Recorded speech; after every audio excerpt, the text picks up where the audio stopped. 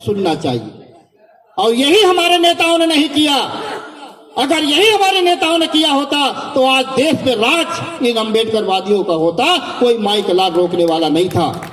तुम मिलना भी पसंद नहीं किए, बात करना नहीं पसंद किए, कार्यकर्ताओं की बात तक नहीं सुनी। इसलिए साथियों, इस पॉलिटिकल जस्टिस पार्टी का गठन किया गया।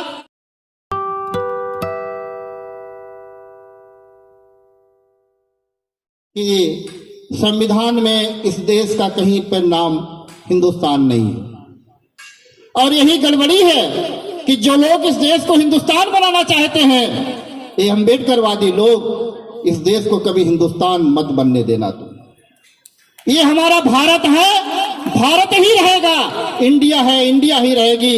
ये चाहते हैं कि इस देश को हिंदुस्तान बन जाए ताकि ये देश हमेशा टुकड़ों टुकड़ों में बटा रहे। हम साथियों केवल राजनीति करने नहीं आए हैं, चुनाव लड़ने ही नहीं आए हैं, सरकार बनाने नहीं आए हैं। हम चाहते हैं इस देश में सामाजिक क्रांति हो। जो भी लोग इस देश को, राष्ट्र को जब उन्नति की ओर ले जाने की जब बात करते हैं तो मैं उनके ऊपर हंसता हूं और सोचता हूं कि तुम देश को, राष्ट्र की उन्नति की ओर बात करते हो, राष्ट्र को तरक्की की बात करते हो, लेकिन जरा सोचिए, मैं गांव का रहने वाला हूं। अभी आप चाहे कितनी भी महंगी गाड़ी खरीद लें और उस गाड़ी को जिस रोड पे आप निकालते हैं, उस रोड पे उबड़ खाबड़ हो, ऊंचा नीचा हो, गड्ढे हो, तो मैं समझता हूं कि चाहे कितनी भी महंगी कार खरीद लें आप, उस रोड पे वो स्पीड नहीं पकड़ सकती है। तो मैं बताना चाहता हूं इस देश के राजनेताओं को कि तुम देश को राष्ट्र की उन्नति की ओर ले जाना चाहते हो तो पहले इस देश के अंदर जो जाति पात की ऊंच नीच की खाई बनी हुई है, इसको तो बराबर कर दो, तभी तो राष्ट्र की उन्नति की बात आप करोगे। हमारी पार्टी का मुख्य उद्देश्य रहेगा, मैं सामाजिक क्रांति चाहता हूं। हमको मौका मिला और नहीं भी मौका मिलता है तो अपने सारे पदाधिकारियों से मेरा अनुरोध है, पार्टी के जिम्मेदार साथियों से मेरा अनुरोध है कि इसके लिए बुलंद आवाज उठाएं। हम इस देश के अंदर एक ही धर्म चाहते हैं, वो मानव का धर्म चाहते हैं, इंसान का धर्म चाहते हैं, और हमारी जाति केवल वो होगी, वो भारतीय जाति होगी, इंडियन जाति होगी, इसके अलावा कोई जाति पात नहीं होगी। और हमारे पार्टी के जो पदाधिकारी लोग हैं वो आज ही सुनिश्चित कर लें कि आपको अगर पार्टी का पदाधिकारी भाई रहना है तो अपने नाम के आगे जाति और उपजाति लगाना आज से ही आप बंद कर दीजिए। हम इस देश में जाति के खिलाफ कानून चाहते हैं। आप जैसे कि आपने देखा होगा कि हमारे भारत के प्राइम मिनिस्टर साहब एक दिन टीवी पे खड़े होकर जनता के बीच में आते हैं और अपना फरमान जारी कर देते हैं। कहते हैं कि आज सुबह से 500 और 1000 का नोट जो है वो बंद किया जाता है। सुबह से 12 बजे के बाद 1000 और 500 का नोट जो है वो रद्दी का टुकड़ा होगा, कागज का टुकड़ा होगा, उसकी वैल्यू नहीं होगी। पूरे देश की जनता ने उनकी बातों को माना। अगर आप वास्तव में देश को, राष्ट्र की उन्नति को ले जाना चाहते हो तो एक दिन खड़े होकर आप पूरे देश को संदेश दे देते कि आज 12 बजे के बाद में जाति पूछने वाले के खिलाफ भी कार्रवाई होगी, जाति बताने वाले के खिलाफ भी कार्रवाई होगी। मैं समझता हूं कि फिर इस देश के अंदर जो पढ़े लिखे योग्य लोग हैं वो फिर आगे आते हैं और अपना, आज आप देख लीजिए कि चाहे कितना पढ़ा लिखा योग्य व्यक्ति क्यों ना हो, अगर आप बस या ट्रेन में जब सफर करते हैं तो पड़ोस में अगर कोई साथी बैठा होता है तो पूछते हैं कि भाई कहाँ जा रहे हो। घंटा 2 घंटा जब सफर होता है तो डॉक्टर साहब जैसे बलिया से चल के आए हैं तो इनसे पूछ लिया डॉक्टर साहब कहाँ जाओगे, तो कहीं बलिया तक जाएंगे। थोड़ी देर और चला तो उनसे पूछा कि बलिया जाओगे तो कहाँ पे जाओगे, तो इन्होंने इतना बता दिया कि बलिया में एक मनियर जगह पड़ती है वहां जाएंगे। अब डॉक्टर साहब के करंट लगने लगता है कि कहीं ये ना पूछ ले कि उस किस मोहल्ले में जाओगे। और अगर धोखे से ये पूछ लिया कि किस मोहल्ले में जाओगे तो समझ लो 11,000 का वोल्ट का करंट लग जाता है कि कहीं अब ये ना पूछ ले कि हमारी जाति क्या है। तो इस देश के अंदर सबसे बड़ा आतंकवाद जो है वो जाति है। हमारी पार्टी मुख्य रूप से इस देश के अंदर जाति को खत्म करने का काम करेगी। साथियों, हम चाहते हैं कि देश में आर्थिक क्रांति हो। इस देश के अंदर जो पूंजीपति लोग हैं, क्योंकि मैंने अपने एजेंडे में लिखा है, घोषणा पत्र में लिखा है, आप पढ़िएगा उसको। अगर हम इस देश के अंदर पूंजीपतियों का 1% कर में बढ़ोतरी कर दें, ये हम नहीं कहते हैं, आप गूगल पर सर्च करिए, एक रिपोर्ट आई थी ऑक्सफैम, उसने ये कहा कि इस देश के अंदर अगर पूंजीपतियों का कर 1% बढ़ा दिया जाए तो देश के अंदर 24 करोड़ रोजगार उत्पन्न हो जाएंगे। हमारी पार्टी इसके खिलाफ भी बुलंद आवाज उठाएगी। तीसरा साथियों, अब इस देश के अंदर कोई भी मां बाप वृद्धा आश्रम में नहीं रहेगा। हमारी पार्टी मांग करती है पे बैक टू सोसाइटी, और हमारे कार्यकर्ता लोग जो है, पदाधिकारी लोग, इसको आज से ही शुरू कर दें। पे बैक टू फैमिली, आप सपोज कर लीजिए, हम इसका कानून बनाना चाहते हैं इस देश के अंदर कि जिस दिन हमारा वेतन मिले, वेतन मिलने से ही, हमारे वेतन से ही 2% हमारे बूढ़े माँ बाप के खाते में जाना चाहिए, 2% हमारे जो मदर इन लॉ होते हैं उनके खाते में भी जाना चाहिए, और कुछ % हमारे बच्चों के खाते में जाना चाहिए। अगर पति सर्विस करता है तो पत्नी के खाते में 15% कम से कम जाना चाहिए। इससे आपका परिवार और फैमिली खुश होगी। कोई भी आदमी, कोई भी बुजुर्ग आदमी अपने आप को बेसहारा नहीं समझेगा। हमारे लोग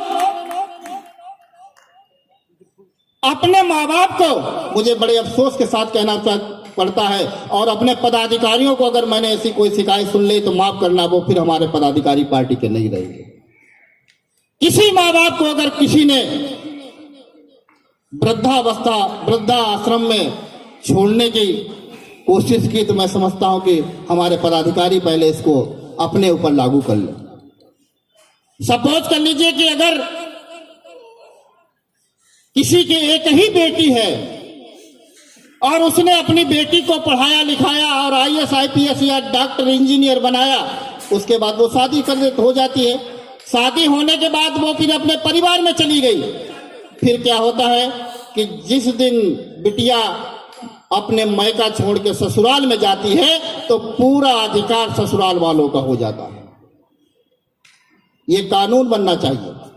फिर वो बूढ़े माँ बाप का क्या होगा जिन्होंने एक बेटी को पढ़ाया लिखाया, इंजीनियर डॉक्टर बनाया, उनका सहारा कौन बनेगा? ये कानून होना चाहिए देश के अंदर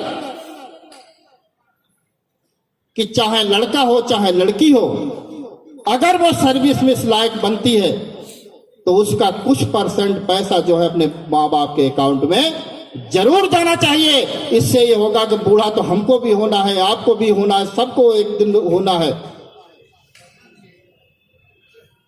ऐसा हमारी पार्टी में, हमने अपनी पार्टी के ऐसे एजेंडे में इनको शामिल किया।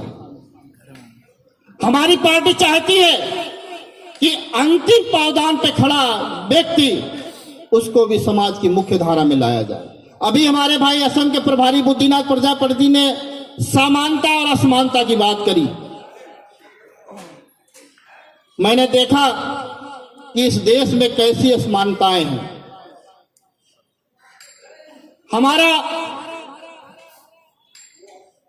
बॉर्डर पे जो सैनिक खड़ा होता है वो देश की रक्षा करता है, और उसकी बदौलत हम चैन की नींद सोते हैं। जब उसकी शहादत होती है तो उसको राजकीय सम्मान के साथ में दफनाया जाता है। मैं इसमें और भी बढ़ोतरी करूंगा कि उसके परिवार को भी जो है हमेशा ऐसा दर्जा दिया जाए कि जहां पे वो जाए उसको ऑटोमेटिक सम्मान मिले। लेकिन साथियों, उसके साथ साथ एक ऐसा भी सैनिक इस देश के अंदर है जो देश के अंदर रहते हुए भी इस देश के नागरिकों की रोज जीवन दान देता है। वो साथियों कौन है? वो हमारा सफाई कर्मचारी समाज का व्यक्ति है, जो समाज के अंदर रहते हुए भी कोरोना काल में सब मास्क लगा के निकलते थे। वो समाज को बचाने के लिए उसने अपने हाथों से गंदगी को साफ किया। गटर में उसकी मृत्यु होती है, लेकिन अफसोस की बात है इस देश की सरकारों ने उसकी तरफ ध्यान नहीं दिया। अगर मेरी पार्टी सत्ते में आती है तो मैं उसको भी राजकीय सम्मान के साथ दफनाऊंगा और उसको भी कहूंगा कि हमारे देश का इस नागरिक मर्द देश की सेवा करते करते ये शहीद हुआ है। साथियों, हमारे लोग हमेशा बाबा साहब डॉक्टर अम्बेडकर का नाम लेकर कोशिश करते हैं उनके पद चिन्हों पर चलने की। लेकिन मैं बताना चाहता हूं कि घोषणा पत्र तो बहुत लंबा है, ये तो आप पढ़ लेंगे, एक एक पॉइंट पे डिस्कशन करें तो मैं समझता हूं काफी लंबा समय हो जाएगा। साथियों,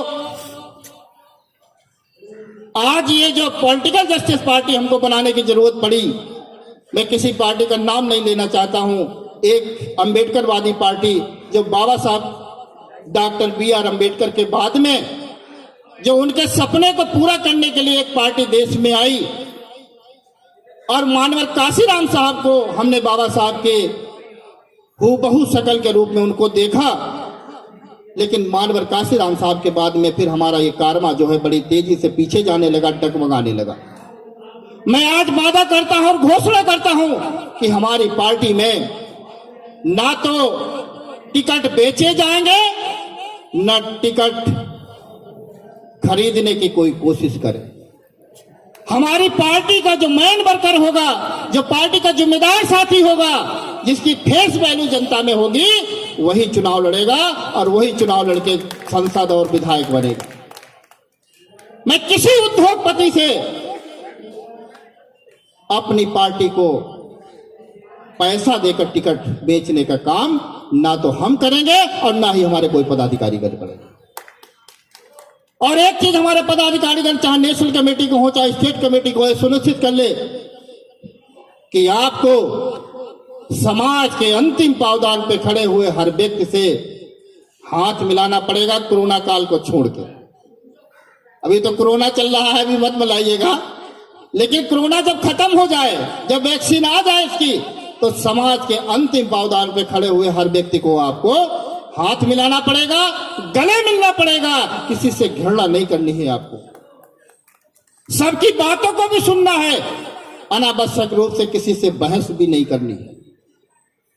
आपको अपना काम करना है, क्योंकि ये पार्टी जो बनी है ये हमारे तमाम संतों, गुरुओं, महापुरुषों की प्रेरणा लेकर हमने ये पार्टी का गठन किया है।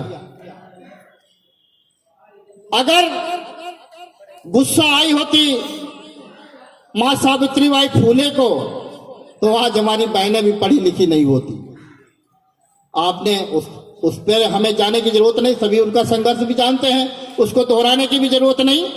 इसलिए पॉलिटिकल जस्टिस पार्टी का हर मेंबर, हर पदाधिकारी, चाहे छोटा पदाधिकारी हो चाहे बड़ा पदाधिकारी हो, सबसे मिलेगा, व्यवहार कुशल होगा, किसी भी व्यक्ति को अपने अंदर सहन शक्ति रखेगा, सुनने की क्षमता रखेगा। सुनना चाहिए बात, पता नहीं कौन व्यक्ति कौन सी बात कह रहा हो, और ये कोई जरूरी नहीं कि यार राजेश सिद्धार्थ सबसे ज्यादा योग्य है। अरे वहां पीछे बैठा व्यक्ति भी हमसे ज्यादा योग्य हो सकता है, मुझे उसकी भी बात को सुनना चाहिए। और यही हमारे नेताओं ने नहीं किया। अगर यही हमारे नेताओं ने किया होता तो आज देश में राज इन अम्बेडकरवादियों का होता, कोई माइक लाल रोकने वाला नहीं था। तुम मिलना भी पसंद नहीं किए, बात करना नहीं पसंद किए। आज हमारा कार्यकर्ता दिल महसूस करके रह गया, अपने पीड़ा को दबा दबा के रह गया, कार्यकर्ताओं की बात तक नहीं सुनी।